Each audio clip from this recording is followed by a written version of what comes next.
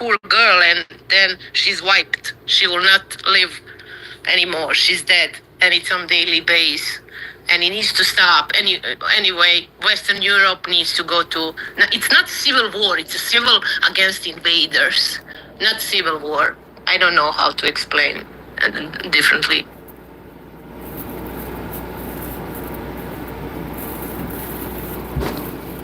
I mean, I feel like you can call it liberation at this point to take your nations back. But I'm with you, Ivy. I'm ready to see some of these Department of Justice hunting people down for their anti-Semitism to be enforced against Christians. I saw a pretty funny post as it was a Jewish person flicking off a Christian, and and I mean, did that count as anti-Christian? And yeah, and will they inflict anti-Christian rhetoric that's coming from dual citizen passport holding Israelis?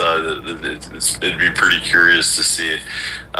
So I don't think we're going to see any breaks for Christianity, anti-Christian rhetoric being pushed in our country. I don't think we're going to see anyone go to jail for that, and which is something we can use to point out. Why our country is majority Christian, and people can be openly anti-Christian, and post Broadway plays where Jesus Christ is a black female.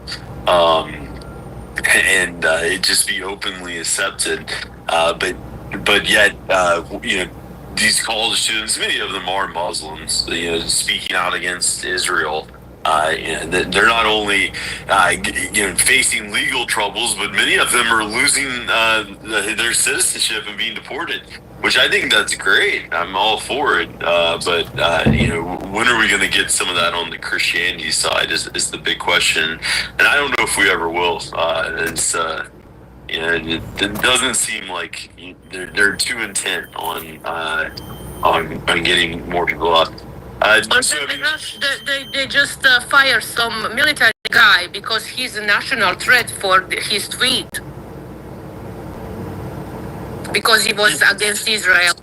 Yeah, that was a couple weeks back. Yeah, and he was specifically against the IDF. Another guy the government contractor guy got removed also, and he said it was because he was, calling them out for killing children. I mean, they're being exposed, daily almost now of the hypocrisy of this censorship. And how we put, a foreign nation above our own nation. I mean, even when it comes to the flag, Trump recently made the executive order trying to make it illegal to burn the U.S. flag, but it's anti-Semitic to burn an Israeli flag. Yet you can fully until Trump passes his executive order. I don't know if anyone's been arrested on it yet.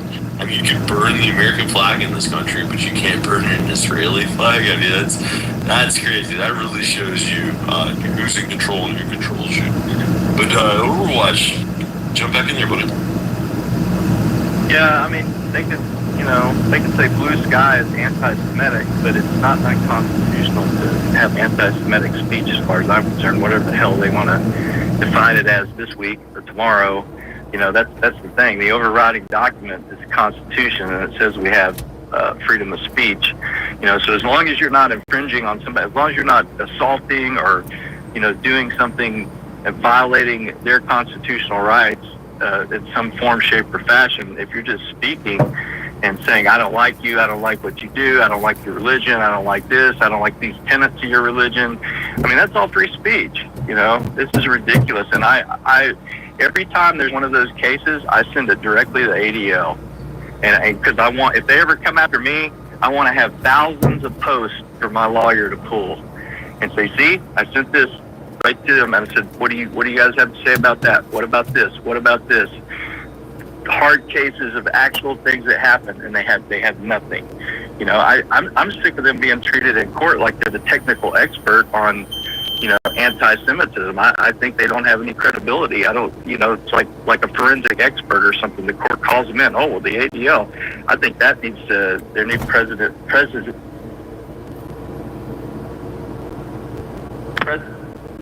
needs to be set so that they're, that's no longer the case, because they're clearly fraudulent. And, and the other thing is pain is a great motivator. A little pain's been used to train the greatest armies and fighting men in the world for generations. So a little pain for some of these populaces that have bought into some of this stuff, is unfortunately necessary. And Ivy, that child or that little girl that got killed over there, I don't understand. Where are the men at over there? How are they in that situation? And these little girls are riding their bicycles, through the countryside. Or I just wish the headline would have read, little girl attacked and local men beat the assailant to death with their bare hands or something. I'm just sick of this. Our children getting killed, and for God's sakes, where are the men? Where are the men looking after these children? I'll land it.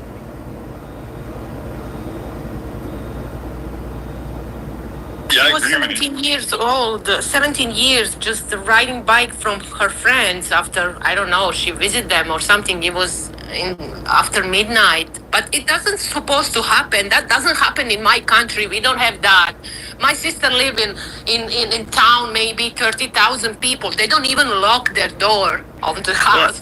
When I was, I understand, Ivy, but in these countries where that's not the case, these local communities, the men in this neighborhood know that they've got invaders, and the father of that girl, she shouldn't have been riding her bike home. I understand that once we get these invaders out, we could go back to a high trust society and stuff, but that's not the case. And over here in America, the same thing. Women still go out jogging with no gun, no protection, and they get raped and killed all the time. It's like a psychosis. It's like, this is not reality. You should be able to do this, but you can't do this now. And it just seems like people are just being, I don't know, just pretending like it doesn't happen, and they get killed and murdered and raped. It's driving me crazy. I'll land it.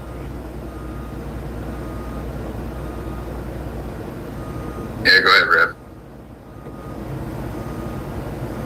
Yeah, I see that you already liked the video. I put a post down in the Pill of 2 videos. The one that the general put up there is her speaking clearly about the issues that are bullshit, basically. But if you go to my post down below, you'll see that she was actually briefly part of the government and the party that no longer basically exists. You still have one representative because they're so lame. And all of their issues are passé. The pushback and the growth has been with my party, Shiga. That's why we've got 60 deputies now in 6 years. But we got rid of them, basically.